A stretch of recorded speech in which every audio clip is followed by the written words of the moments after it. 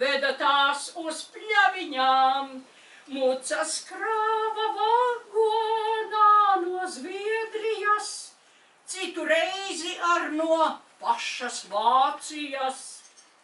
Patēriņa biedrības priekšnieks toreiz pļaviņās, tas pats Boļāns Zolberg Jēkabs naigi darbojās. Vagonus viņš sūtināja ārzemēs, Zviedriem, Vāciem sviestu, kulām paši mēs. Un tad ir tie tēta panti, kurus viņš uz dziedāja tikai vēlākos gados. Es te no viņa māsītes, no viņa brālēna meitas uzzināju, kad pēc vācu ienākšanas Latvijā visu sāka dot tikai uz kartiņām, atstāja tikai zīlu pienu nolaistu. Mūsu pusē saka vienu citu vārdu. Jā. Jā. Diez vai kādreiz dzīvē sviestu redzēšu, atstāja tikai zīlu pienu nolaistu.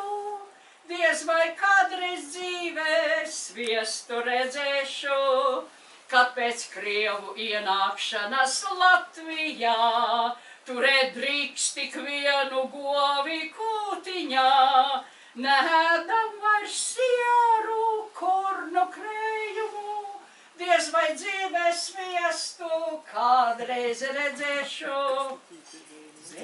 Tas ir tajā vienā laikā, tagad jau tā nav vairs.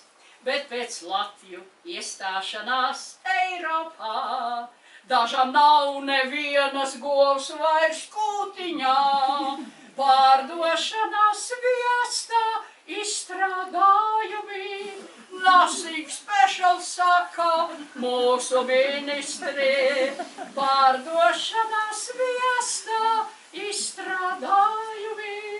Nothing special saka mūsu ministri.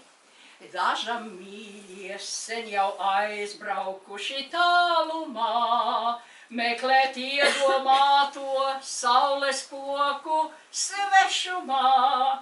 Atcerieties, mīļie, teiksmu senejo, saules koku tēvu zemē atstāto. Jānim Veselim, Viesītietim, ir tāda teiksma, saules koks, kur Agnes ar Rieni brauca ar zirgiem, jāja pasaulē saules koku meklēt, padzirdējuši, ka tādam jābūt ir. Vecā māte gribēja viņu satrunāt, bet viņa neklausīja un aizjāja. Un kādās tik zemēs viņi nenokļuva pie kādām jūrām, un viss mūžs aizgājis, neko nav atraduši, atgriežas mājās, piekusuši atguļas zem ozola, skatās caur zariem, tēvs 12 žuburu vai 9 žuburu, tas ozols te teiktā, es neatceru. Un saulīte spīd, bija brīnišķīga sajūta, nekur nav tik labi. Un tā mēs ar bērniem, Spodriņu varbūt stāstīja par to saules koku meklētāju. Jā? Daži dzirdēja. Jā. Un bērni to projektīgi izstrādāja ļoti brīnišķīgs. Un tie apraksti tai zaļajās kastītēs ir brīnišķīgi.